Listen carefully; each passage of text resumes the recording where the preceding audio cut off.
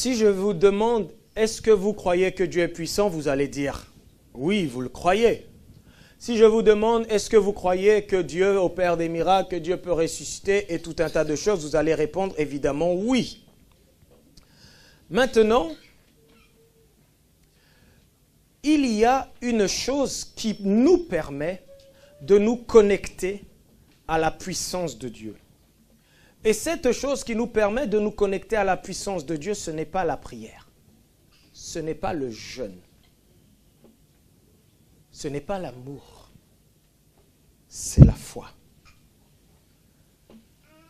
Je peux développer tout ce que je suis en train de dire là. Mais la puissance de Dieu, il y a une chose qui peut nous permettre de la saisir. Ce n'est pas notre intelligence. Ce ne sont pas nos raisonnements qui nous permettent de nous connecter à la puissance de Dieu. Beaucoup, nous vivons dans une foi naturelle. Nous vivons dans une foi de la tête. Nous vivons dans une foi, je dirais, qui est basée sur les choses que nous savons, sur les choses qu'on nous a apprises. Et parfois, dans l'Église, on a appris simplement aux gens des choses théoriques. On a appris simplement aux gens des choses, je dirais, rationnelles, cartésiennes. Il y a des églises où on ne croit pas à la puissance du Saint-Esprit. Il y a des églises où le temps des miracles est passé. Il y a des églises où si quelqu'un est malade, on va faire comprendre que bon, c'est peut-être juste la volonté de Dieu que tu sois malade, et où on ne va pas chercher à accéder à cette puissance de Dieu qui peut faire au-delà de ce que, humainement parlant, l'homme est capable de faire. Ma sœur, mon frère, tu n'as pas grandi forcément dans la foi. Même en ayant grandi dans l'église, ça ne veut pas dire que tu as grandi dans la foi. On peut avoir grandi dans une éducation donnée sans avoir accepté pour autant cette éducation, sans avoir compris cette éducation. On peut avoir été à l'école du dimanche comme ne pas y avoir été, peu importe. Certains ici ont donné leur vie au Seigneur en étant à l'âge adulte. Mais imaginez-vous, tout le long de votre pèlerinage sur la terre, vous avez emmagasiné des informations, vous avez appris des choses diverses et variées. Et du jour au lendemain, vous venez à Dieu et voilà que vous avez été opéré de quelque chose, voilà que vous portez des lunettes depuis 20 ans, voilà que vous souffrez d'une maladie que l'homme qualifie d'incurable, voilà que vous avez des problèmes de reins, ceci, cela, et on vient vous dire que la puissance de Dieu peut te guérir. Là, vous allez commencer à dire, ben, je veux bien voir si c'est vrai. Et si on a prié pour toi une fois, on a prié pour toi 2 fois, 3 fois, et que la chose ne s'est pas produite, il est difficile dans ta tête d'imaginer que quelque chose, que la médecine, que quelque chose que tu as trimballé toute ta vie, il est difficile de te dire que cela va partir. Il est difficile de te dire que je peux regarder sans porter de lunettes. Il est difficile de te dire que moi qui n'ai pas de diplôme, je peux devenir cadre, je peux accéder à ceci, cela, parce que notre foi a été bien souvent bâtie sur des éléments humain, sur des éléments naturels. Lorsque tu te sens capable de quelque chose, eh bien, tu as, entre guillemets, la foi que tu vas le faire, parce que tu sens en toi que tu as la capacité de le faire. Mais dès lors que la capacité qui est requise pour une chose, tu as en toi cette pensée, ce sentiment que tu ne l'as pas, eh bien, naturellement, tu ne te dis pas que tu peux y arriver. Ça, c'est d'un point de vue humain. Ça, c'est d'un point de vue naturel. Et beaucoup de gens, ils vivent la foi en Dieu dans le naturel. Ils vivent la foi en Dieu dans des limitations que leur capacité humaine leur donne, leur procure. Mais à ce stade-là, tu ne pourras jamais voir la pleine manifestation de la puissance de Dieu, puisque ce qui nous permet de nous connecter à la puissance de Dieu, c'est la foi. C'est notre foi. Ce ne sont pas tes diplômes, ce ne sont pas c'est pas ta connaissance qui te permettra de te connecter à la puissance de Dieu. Quand bien même tu pourrais raisonner, quand bien même, les amis, la foi dont je vais essayer de vous apporter quelques éléments de plus en ce matin et que nous continuerons à aborder dans les semaines à venir, il y a une éducation de la foi qui doit être refaite dans nos vies. Parce que les quelques miracles que nous vivons, que nous expérimentons, ces choses-là ne peuvent se produire que lorsqu'on est connecté à la puissance de Dieu. Parce que la puissance qui guérit, la puissance qui change les situations, c'est la puissance de Dieu. La seule chose que tu dois apprendre à faire, c'est à te connecter à cette puissance-là et elle va faire tout le reste. Mais c'est cette connexion-là qui est difficile souvent à l'être humain, qui est difficile aux enfants de Dieu. C'est juste cela. Les amis, vous voyez, on a de la lumière, on a plein de choses, mais derrière tout ce qui passe là, il y a de l'électricité. Cette électricité, elle est récupérée quelque part et puis elle transite. La foi, c'est à peu près ce cheminement-là. La puissance de Dieu, elle est là, mais il faut que quelque chose puisse se connecter à elle. Et lorsque cette chose-là qui s'appelle la foi est connectée à la puissance de Dieu, la foi la rend accessible à notre monde physique, à notre monde naturel, à notre monde humain. Et il faut qu'en cette année, tu puisses apprendre à te connecter à la puissance de Dieu par la foi. Et c'est ce mécanisme de connexion que les enfants de Dieu ne comprennent pas assez bien. Tu vas nous afficher Hébreux chapitre 11, le verset 8. Hébreux chapitre 11, le verset 8. La parole de Dieu dit, c'est par la foi qu'Abraham, lors de sa vocation, obéit et partit pour un lieu qu'il devait recevoir en héritage et qu'il partit sans savoir où il allait. Hier, nous avons voyagé dans la vie d'Abraham, n'est-ce pas ? Et on a vu le pèlerinage qu'il a eu à faire. La Bible nous le rappelle ici que c'est par la foi que quand Dieu l'a appelé, il a obéi et il est parti dans un lieu qu'il ne connaissait pas. Il ne savait pas où il allait. Dieu lui a dit quitte ta patrie et va. Il ne savait pas où il allait. La Bible le reprend encore ici. Mais Abraham s'est engagé dans l'inconnu. La foi, mes frères et sœurs, elle s'engage dans l'inconnu. Quand tu ne t'engages pas dans l'inconnu, c'est que tu n'es pas dans la foi. Parce que la Bible dit dans ce même chapitre, le verset 1, la foi est une ferme assurance des choses que l'on espère, une démonstration de celles que l'on ne voit pas. La foi démontre les choses qu'on ne voit pas. La foi, elle agit dans l'inconnu. Mais quand tu es là et qu'on dit, qui croit qu'il peut donner 100 €? Toi, tu lèves la main parce que tu sais que tu as 100 € dans la poche ou sur ton compte. C'est pas ça la foi.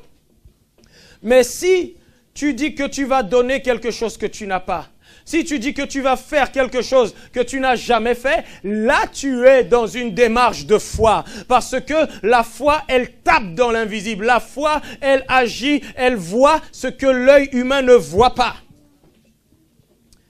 Repartons au verset 8. Quand on continue au verset 9, il est dit, c'est par la foi, toujours au sujet d'Abraham, qu'il vint s'établir dans la terre promise, comme dans une terre étrangère, habitant sous des tentes, ainsi qu'Isaac et Jacob, les cohéritiers de la promesse. Les amis, Dieu a promis à Abraham, il a dit, je ferai de toi une grande nation. Va là-bas dans un pays que je t'indiquerai. Au fur et à mesure qu'il a obéi et qu'il a appris à entendre la voix de Dieu, Dieu lui a dévoilé des choses. Mais la Bible nous dit ici que quand il est arrivé, il a commencé à habiter dans des tentes.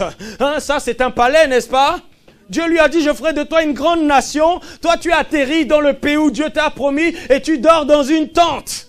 Or que tu avais une maison là-bas chez toi, auprès de tes parents. Et parce que beaucoup, quand on démarre le pèlerinage de la foi, on s'attend que tout de suite, parce que je crois, je vais rouler les Audi, je vais rouler les ceci, cela. Les amis, je vous disais tantôt qu'il n'y a pas, on ne passe jamais de 1 à 10 comme ça. Non, tu vas faire 1, 2, 3, 4, 5, 6, 7, 8, 9, 10. Abraham, bien que Dieu a promis faire de lui une grande nation, bien que Dieu a promis le bénir, il a commencé dans les tentes. Amen. Il a commencé à dormir au clair de la lune. La Bible dit qu'Isaac, Jacob, pareil, les cohéritiers de la promesse. Mais la foi regarde toujours au-delà de ce que les yeux humains, de ce que les yeux physiques voient. Dieu avait donné une vision à Abraham lui disant, regarde les étoiles du ciel, ta postérité sera ainsi. Regarde la poussière de la mer, le sable de la mer, ta postérité sera ainsi. C'est-à-dire que là, Dieu voulait lui donner une vision beaucoup plus large que ce que lui-même il pouvait voir. Et nous avons parfois des visions trop petites, des visions trop limitées. On ne voit pas au-delà. Certains même si dans leur vie, ils ont eu leur permis, se disent, ah, si un jour, moi, j'ai une voiture qui coûte ceci, cela, même dans leur tête, acheter une voiture neuve, là, c'est même pas possible pour eux. Quoi, 20 000 €? Ouh, je vais trouver ça où? Il va falloir que je travaille combien? C'est-à-dire, vous-même, dans votre vision, même des choses matérielles, elle est déjà limitée. Jésus disait un jour à ses disciples, quand même je vous parle des choses naturelles, des choses terrestres, vous avez du mal à comprendre. Alors, si je me mets à vous parler des choses célestes, est-ce qu'il vous est déjà arrivé dans vos rêves de voler? Bon, d'accord. Physiquement, là, essayez de sauter, vous allez redescendre. J'ai parfois fait des rêves que j'ai kiffé. Dedans, j'étais Superman. Et je vous assure, je volais, mais c'était bon. Je passais tout ça. Dans le monde spirituel, c'est possible. Dans les choses de Dieu, ce qui n'est pas réalisable au niveau naturel peut s'accomplir. Mais si dans ta foi, tu n'as pas conscience que la foi, elle a aussi un processus d'évolution. On l'a vu hier, la foi d'Abraham a évolué. Au début, il n'avait pas la foi qu'il a eue à la fin. Ce qui, à la fin, il a été prêt à sacrifier Isaac. On a vu tout le long de son parcours les épreuves, les difficultés, les choses par lesquelles il est passé. Et ça a forgé sa foi. Et il n'y a aucune foi, quelle que soit la tienne aujourd'hui, quelle que soit sa capacité, qui ne pourra s'affermir si elle ne passe par des épreuves, qui ne pourra s'affermir si elle ne connaît pas des hauts et des bas et des échecs, qui ne pourra s'affermir si elle n'est pas éprouvée. Il n'y a personne qui va se lever demain et prier pour faire marcher un paralytique s'il n'a pas commencé à prier peut-être pour que un petit mal de tête, pour que ceci, cela passe, parce que pour avoir cette confiance, ce courage que plus peut se faire, il faut déjà que tu aies vécu un certain nombre d'exploits. Ça ne veut pas dire que tu ne peux pas commencer directement là-bas, mais la connexion à la puissance de Dieu, il faut que tu apprennes. Parce qu'il y a une manière de faire, il y a une manière de parler, il y a une manière d'agir quand on a la foi. Hier, nous avons parlé du langage de la foi, mais beaucoup d'enfants de Dieu n'ont pas ce langage de la foi. Beaucoup d'enfants de Dieu n'ont pas un discours qui démontre qu'ils croient. Tu peux les voir louer le Seigneur, tu peux les voir être dans la maison du Seigneur, mais leur comportement, leur attitude, leur langage, tout démontre qu'ils vivent encore de manière naturelle, qu'ils vivent encore sur la base de leur sens. La Bible dit, toujours dans la suite, « Car il attendait la cité qui a de solides fondements. » Donc bien que lui, il habitait dans des tentes, il attendait une cité qui avait de solides fondements, celle dont Dieu est l'architecte et le constructeur. Il y a une dimension physique, il y a une dimension spirituelle, mais lui ne regardait pas à sa condition, il s'attendait à ce que Dieu avait promis. Et il est dit, verset 11, « C'est par la foi que Sarah elle-même, malgré son âge avancé, fut rendue capable d'avoir une postérité. Parce qu'elle crut à la fidélité de celui qui avait fait la promesse. C'est pourquoi d'un seul homme déjà usé de corps naquit une postérité nombreuse comme les étoiles du ciel, comme le sable qui est sur le bord de la mer et qu'on ne peut compter. » Ils ont eu la foi en Dieu pour avoir un enfant. Peut-être que toi, tu peux avoir la foi en Dieu pour avoir un travail que tu n'as pas encore. Mais est-ce que tu as la foi en Dieu pour avoir juste un travail qui te permettra de toucher 500, 1000 euros, qui te permettra de toucher 5 000, 10 000 euros. Si tu n'as pas de diplôme, tu vas dire, trouver un travail, moi où on va me payer 10 000 euros, je n'y crois pas. Qui va me payer ça comme ça? Moi sans diplôme. C'est ta foi qui est en train de parler. Mais ta foi, elle parle par rapport à tes compétences. Eux, il y a eu la foi par rapport à un enfant. Mais va jusqu'au verset 30, mon ami. Et au verset 30, là, on ne nous parle pas d'Abraham, mais on nous parle d'autres personnes. Et il est dit, c'est par la foi que les murailles de Jéricho tombèrent. Après qu'on en eut fait le tour pendant 7 jours. Je ne sais pas si vous croyez vraiment que la Bible que nous lisons est la parole de Dieu et que tout est vrai. Parce que si ça, déjà, c'est un débat pour vous, c'est sûr que ça ne va pas aller loin. Mais expliquez-moi comment un bâtiment tel que le nôtre. Arnaud qui est ingénieur ici, là. Est-ce que c'est scientifiquement possible qu'on fasse 7 fois le tour de ce bâtiment et qu'après on pousse des cris et puis le bâtiment s'écroule? Les amis, les murs, la muraille de Jéricho, c'était une muraille fortifiée. Une ville imprenable. Dieu va dire à son peuple, faites le tour. Je peux vous garantir que les gardes-tours, les soldats et tous les gens dans la ville de Jéricho, quand ils voyaient ces hommes, ces femmes et tout le monde faire le tour là, les archers, ils attendaient juste une décision pour envoyer leurs flèches. Ils disaient, mais c'est quoi ces guignols là, ces zigotos qui sont là à faire le tour? Donc imaginez-vous la scène là, tout le monde. Et en plus, les premières fois, Dieu avait dit de faire le tour en silence. Donc il faut... là c'est encore plus folklorique. Ils font le tour. Jour numéro 1. Un tour. Jour numéro 2, deuxième tour, troisième. Et le dernier jour, Dieu va dire que vous allez faire 7 fois. Et au bout du 7e tour, Dieu va dire que vous allez pousser des cris de joie, etc. Tout ça. Et là, vous voyez le peuple commencer à s'exclamer, à pousser des cris de joie. Et la muraille de Jéricho tombe. La Bible dit que c'est par la foi que cela s'est fait. Parce que ce n'étaient pas des bulldozers qui ont envoyé, ce n'étaient pas des bombes qui ont été posées sur les murs ou autres. C'est la foi qui a produit l'explosion, qui a produit la chute de la muraille de Jéricho. Amen, amen. Le verset suivant, va au verset 32, pardon. Il est dit, « Et que dirais-je encore? Car le temps me manquerait pour parler de Gédéon, de Barak, de Samson, de Jephthé, de David, de Samuel et des prophètes. » Si tu lis la Bible, tu connaîtras tout ce qu'ils ont fait, ces gens-là. Verset 33, il est dit, « Qui par la foi ?» C'est par la foi qu'ils vainquirent des royaumes. C'est par la foi qu'ils exercèrent la justice. C'est par la foi qu'ils obtinrent des promesses. C'est par la foi qu'ils fermèrent la gueule des lions. C'est par la foi qu'ils éteignirent la puissance du feu, qu'ils ont échappé aux tranchants de l'épée. Ils ont guéri des maladies. Ils ont été vaillants. Les amis, tout ce que vous lisez là, il est dit que c'est par la foi que les gens ont réussi à opérer cela. Quels sont les fruits, les produits de ta foi à toi? Qu'est-ce que ta foi a pu produire? Parce que même dans le Nouveau Testament, au temps de Jésus, bien que Jésus a opéré des miracles, il y a certains cas où Jésus n'a rien fait. La femme qui avait une perte de sang de 12 ans dont on a relu l'histoire, ce n'est pas Jésus qui a prié pour elle. C'est sa foi qui l'a emmenée à se dire, si je puis toucher le bord de son vêtement, je serai guéri. Et lorsqu'elle l'a fait, Jésus, la Bible dit qu'il a senti qu'une puissance est sortie de lui, mais c'est lui, il n'a rien décrété. Il s'est après tourné pour dire, qui m'a touché? Et à la fin, quand la femme s'est révélée à lui, Jésus lui a dit, ma fille, ta foi t'a sauvée. C'est sa foi qui a manifesté cela. Au moins à 2 reprises dans la parole, Jésus s'est étonné face à des gens qui n'étaient même pas des Israélites, des Juifs. Et il a dit, même dans tout Israël, je n'ai pas vu une foi aussi grande.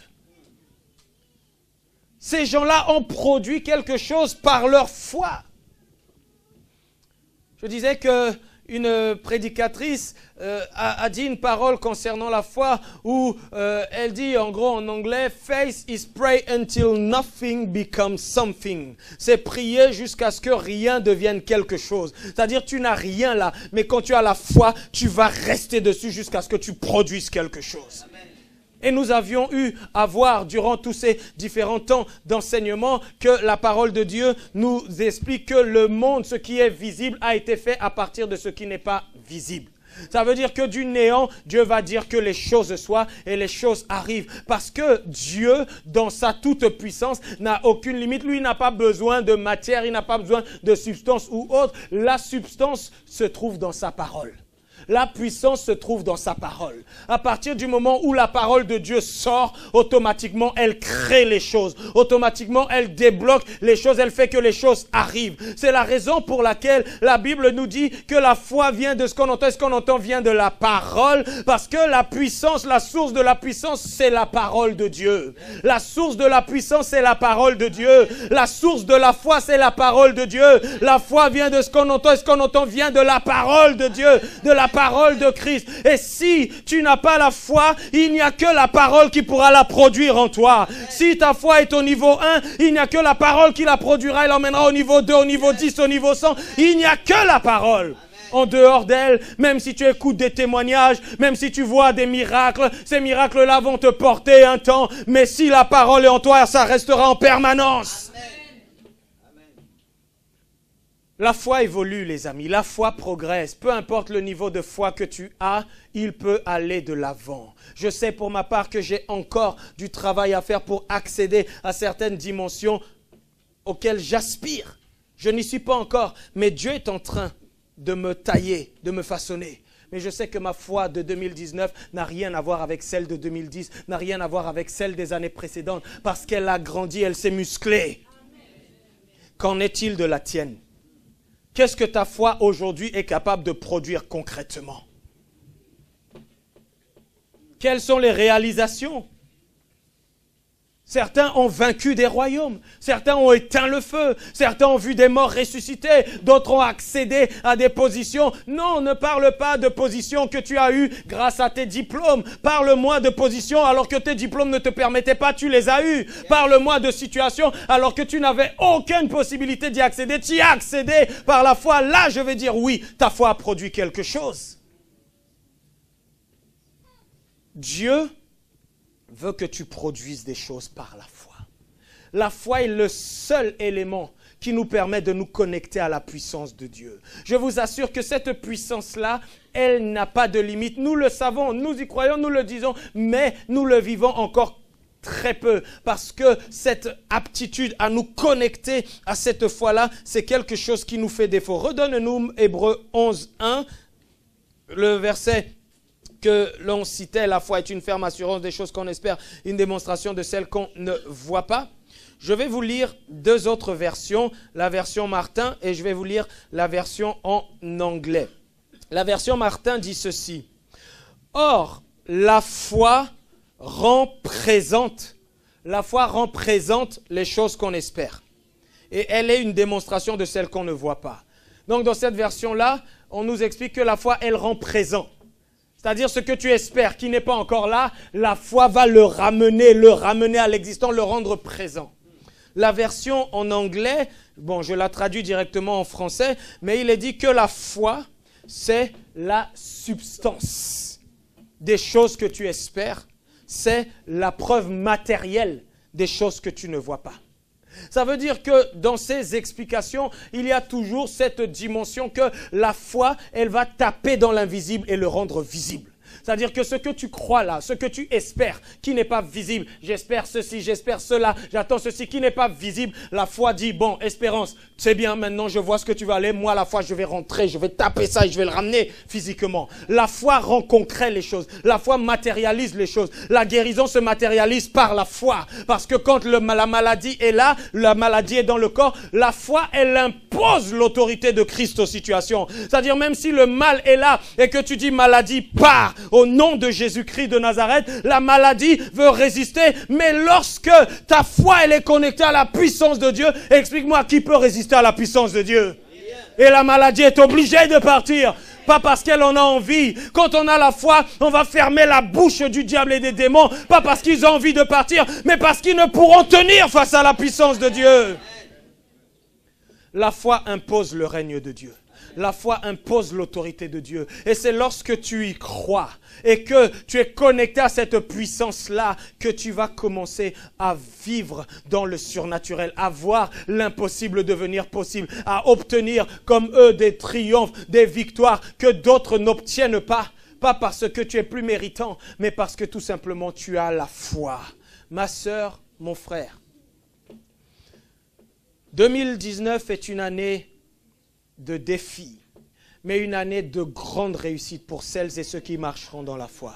Vous savez, quand le Seigneur, il veut emmener quelqu'un à faire des exploits, Dieu lui enseigne la foi. Parce que tu ne peux pas, sans la foi, y arriver. Quand les disciples sont venus voir Jésus pour lui dire « Maître, augmente notre foi », parce qu'ils ont vu Jésus faire tellement de choses et eux, ils étaient ébahis de cela. Et lui demandent, Maître, augmente notre foi. Jésus n'a pas dit, en mon nom, recevez la foi. Il n'a pas fait ça, il n'a pas prié pour ça. Il a juste dit, mais les amis, vous savez, si vous avez la foi comme un petit grain de sénévé, et que vous dites à cette montagne, ôte-toi, et que vous ne doutez pas, et que, etc. Jésus voulait leur expliquer quelque chose. Parce que la foi, si elle se connecte à la puissance de Dieu, elle reste, comme je le disais, une forme d'entonnoir. La puissance peut être grande, mais un entonnoir, c'est une sorte d'ustensile qui, à un moment donné, a une sortie réduite. Donc, quand tu verses, même peu importe le débit en haut, ça va sortir par la petite entrée qui est à la fin. Et beaucoup de gens la puissance que Dieu déploie ou manifeste au travers d'eux, elle est réduite par leur foi. Parce que la puissance de Dieu passe par notre foi. Parfois, bien entendu, Dieu peut agir au-delà de ce que tu crois. Tu peux être incrédule. Le pasteur Rodrigue a donné ce témoignage où il avait prié pour un aveugle et lui-même, il ne croyait même pas que ça allait marcher. Et quand l'aveugle, il a demandé à l'aveugle, est-ce que tu vois? Et l'aveugle a dit, je te vois. Lui-même a dit, hein? Il était surpris. Mais vous voyez, parfois, Dieu peut passer au-delà de ta foi et opérer. Mais dans bien des cas, c'est ta foi qui va libérer la chose. Et si ta foi, elle n'est pas suffisamment bâtie sur la parole, bâtie par la parole, bâtie dans la parole, comment peux-tu penser avoir plus de foi si toi, ce qui te nourrit, c'est uniquement les romans ceci, les livres cela, les petites choses, les discussions entre frères et sœurs. Oh, qu'est-ce qu'on est des bons chrétiens, hein? Qu'est-ce qu'on s'aime, hein? Qu'est-ce qu'on est doux, hein? Qu'est-ce qu'on est sympa. Hein? C'est juste ça, nous, notre foi et notre vie chrétienne. Mais ma sœur, mon frère, quand tu lis ce que les gens ont fait, là, ils ont fermé la gueule des lions. La Bible dit, si vous buvez un breuvage mortel, ça ne vous fera aucun mal. Voilà encore le pasteur qui a témoigné, j'ai bu de l'acide, tout était, etc. Je suis vivant. Il a aussi saisi un serpent, vous ne le savez pas? Il y a plein d'histoires comme ça. Mais les amis, la Bible dit que Jésus a dit, je vous ai donné le pouvoir de marcher sur les serpents et les scorpions et sur toute la puissance de l'ennemi et rien ne pourra vous nuire. Pas une fois, pas deux fois, peut-être 3, 4 fois, j'ai été attaqué dans la nuit par des sorciers, vrais sorciers. Une fois, dans une première maison où j'habitais, on était en étage. C'était une maison sur 3 niveaux. Avec ma femme, on dormait tout là-haut. Il était 1h, 2h du matin. Bon, je ne sais pas si vous imaginez, mais c'est étage, hein, ce n'est pas à plein pied comme on a aujourd'hui. Étage là-bas, il ne pleut pas. Il n'y a pas de vent. Mais tout d'un coup, on entend des bruits qui tapent là tout autour de la maison. Si c'était au moins au premier niveau, là, tu peux te dire qu'il y a peut-être des gens qui... Mais là, tu es là au deuxième là-bas et tu entends tout un tas de trucs comme ça. Il y a ma sœur, Julie, sans savoir les choses, qui m'appelle pour me dire, Anissé, lève-toi, prie, le Saint-Esprit me montre que tu as attaqué. Et puis elle était là. Moi, j'étais fatigué. J'entends les trucs là. Je dis, ah, Seigneur, occupe-toi de tes sorciers, ces sorciers-là. Je me suis rendormi. Je suis encore là, non? Mais les amis, une fois je priais dans une pièce dans la maison, et j'aime bien prier dans le noir, et tout d'un coup, pendant la prière, je sens une présence maléfique dans un coin de la pièce. Et là, je le ressens directement. Je suis en prière là, et dans mon esprit, et je sens que mes poils commencent à s'hérisser. Et tu sens vraiment cette présence malfaisante qui est là. Bien que dans le noir, je me tourne et là où je ressens les choses. Parce que spirituellement, je fixe. Et je commence à m'adresser à l'esprit qui était là. C'était un sorcier qui était venu me rendre visite. Et j'ai commencé à lui adresser la parole, à lui faire comprendre que non seulement je n'ai pas peur de lui, mais 2, il ne peut même pas me toucher. Mais que s'il essaye, s'il ose revenir dans ma maison, la prochaine fois, il mourra. La parole de Dieu nous donne un certain pouvoir d'opérer des choses. Je ne peux pas vous mentir, et il y a des choses qu'on ne veut pas faire, mais le nombre de situations où parfois on a pu être confronté à des personnes où elles se repentent, où malheureusement elles perdent la vie, et ça s'est produit comme ça. Mais frères et sœurs, tous ces petits exemples, et je pourrais vous en citer des tas d'autres, d'ouvertures qui ont été faites à nos vies. La Bible, tout ça, c'est par la foi que ces choses-là, on les a obtenues, qu'on les a débloquées. Moi, si la Bible me dit que nous pouvons marcher sur les serpents et scorpions et rien ne pourra nous nuire, mais pourquoi est-ce que toi, tu paniques comme pas rien parce que tu ne connais pas ces promesses? Vous inquiétez pas, dans les 50 promesses, là, celle-là, elle est dedans. Mais il faut que tu la récites, que tu la proclames, que tu la confesses, que quand tu sors là, la Bible dit que l'ange de l'Éternel campe autour de ceux qui le craignent. Tu sors, tu marches, il y a un ange qui campe. Quand toi tu prends l'avion, là tu fais tous les signes de croix du monde au Seigneur pourvu que l'avion atterrisse. Moi je fly avec des anges. I believe I can fly. Parce que l'ange de l'Éternel campe autour de ceux qui le craignent. Mais c'est la parole de Dieu qui le dit. Il n'y a pas besoin d'être dans le doute, d'être dans l'inquiétude. Mais les amis, et je m'arrête là, il y a des niveaux de foi. Il y a des niveaux de miracles auxquels on n'accède que si il n'y a plus de doute en nous. Amen.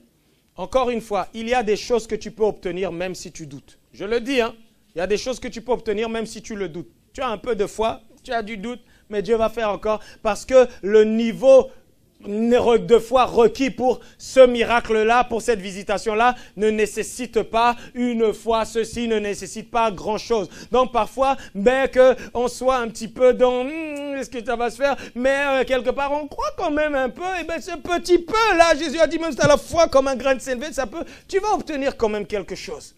Mais il y a d'autres dimensions, il y a d'autres miracles, il y a d'autres défis, le doute n'est pas permis.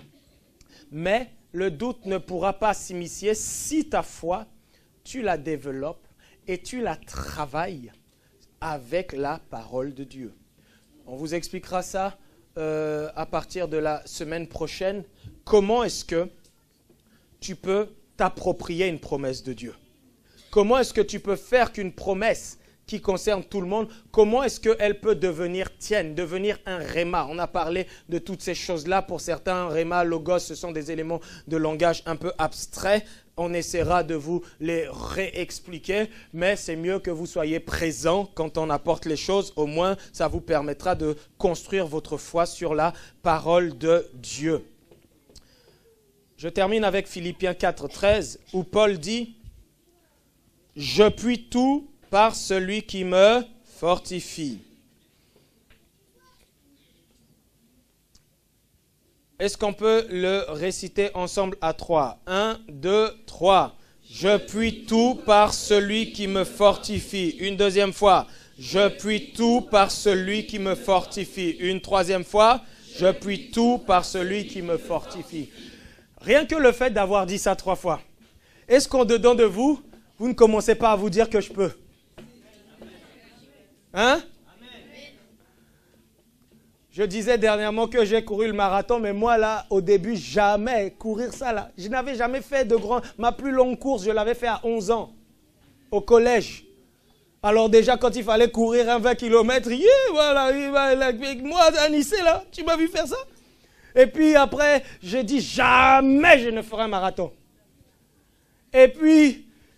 Quand je me suis inscrit, j'ai dit, avant que tu regrettes, inscris-toi vite parce que sinon tu vas changer d'avis. Et quand je me suis inscrit, comme ça coûtait cher là, après j'ai dit, va bien falloir que je rentabilise mon argent.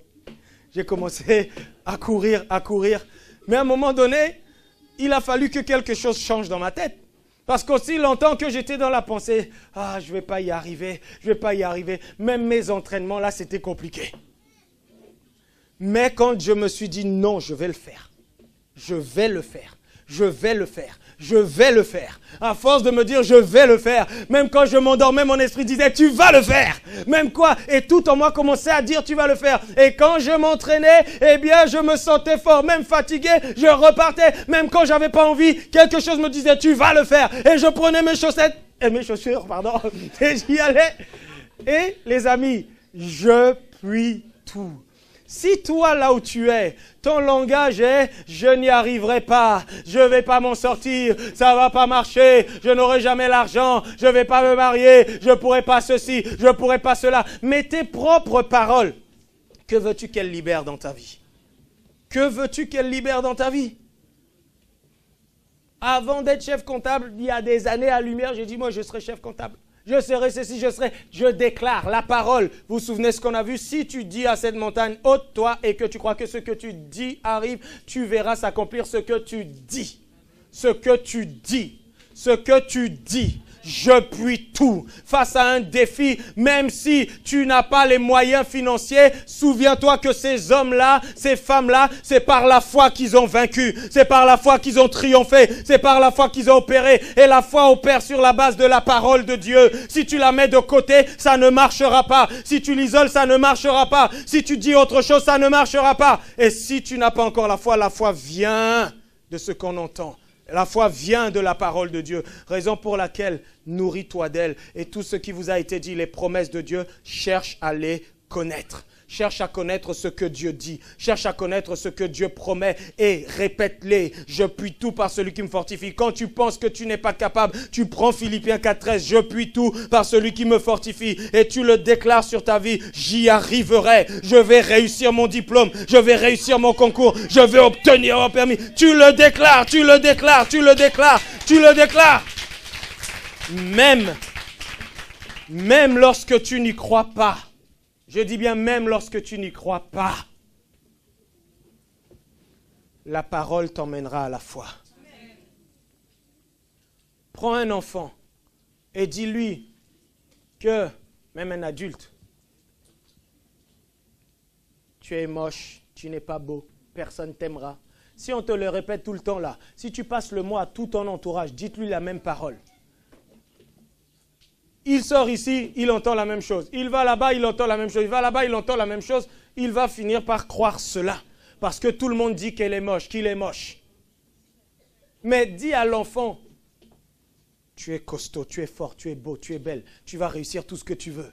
Si ton papa te dit ça, si ta maman te dit ça, si les autres te le disent, et qu'au fur et à mesure, toi-même pourtant tu as échoué, quand tu rentres là, pensant que papa va te taper ou va te punir parce que tu as échoué, il te dit c'est bien mon fils, tu vas réussir la prochaine fois parce que tu es un champion, je crois en toi. Et toi tu te reprends courage et tu sais que ça va le faire parce que les paroles qui sont libérées ont une puissance. La Bible dit dans Proverbe 18, 21 que la mort et la vie sont au pouvoir de la langue, sont au pouvoir de la langue. La parole, elle doit être libérée et il ne doit pas sortir de ta bouche des choses qui vont construire autre chose que ce que la parole de Dieu dit de toi. Es-tu prêt à changer cette année? Il faut que tu changes ton langage. Il faut vraiment que tu changes ton langage.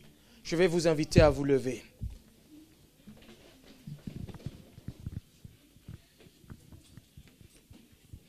Es-tu prêt à vivre une année d'excellence? Es-tu prêt à vivre une année de réussite? Il te faut la parole. Est-ce que tu veux la parole? Amen. Tu vas nous afficher Psaume 23. On va le réciter ensemble. Pendant que vous allez l'avoir à l'écran et que nous allons le réciter, nous le disions à quelques personnes. Psaume 23, vas-y. David n'a pas fait de prière là. David a déclaré les choses. Et Dieu t'invite et t'appelle à faire des déclarations. La parole de Dieu, quand tu l'as après, tu déclares avec. Tu dis les choses. Et pense comme l'a dit David, et jusqu'à la fin de ce psaume, l'Éternel est mon berger, je ne manquerai de rien. Tu dois déclarer la parole de Dieu. Pourquoi est-ce que David dit, je ne manquerai de rien? Il y a plein d'écrits où il est dit que Dieu n'abandonne jamais le juste, ni sa postérité mendier son pain. Jésus a dit que les oiseaux du ciel, le Père prend soin d'eux, que l'herbe des champs, c'est lui qui les habille. Il dit que même Salomon, dans toute sa gloire, n'a pas été vêtu comme eux. Et il dit, gens de peu de foi, comment ne doutez-vous? Vous valez plus que de simples oiseaux. Donc il sait, Jésus, que Dieu prend soin de nous. Et David l'avait compris aussi, que Dieu est le pourvoyeur. Et il faut que toi aussi, les paroles de Dieu soient sur tes lèvres et que tu les proclames tous les jours de ta vie jusqu'à ce que le réma sorte, jusqu'à ce que la foi soit totale dans ces paroles. Est-ce que nous sommes prêts?